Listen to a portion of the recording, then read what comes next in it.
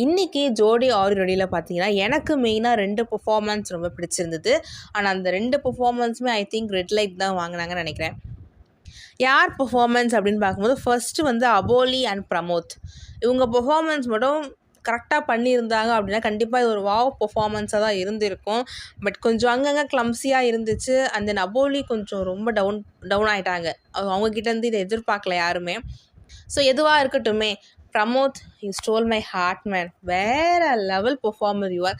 அந்த கிரேஸாக ஆடுறது, அந்த ஸ்மைல் பண்ணிக்கிட்டே ஆடுறது, ரொம்ப அவங்க ஸ்டைல் ரொம்ப சூப்பராக இருந்துச்சு. மெயினாக வந்து அந்த பெர்ஃபார்மன்ஸில் அந்த தீம், அந்த கார்ட்ஸ் தீம் வச்சு பண்ணாங்க அது.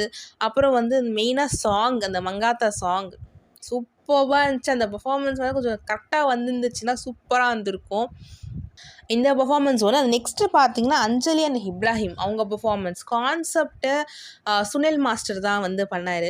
அதாச்சும் அந்த ஃப்ளவர் வச்சு அவர் பண்ணார். ரொம்ப ஸ்டார்டிங்கு ரொம்ப டஃப்பாக கொடுத்துட்டாரோ அப்படின்னு தான் தோணுச்சு.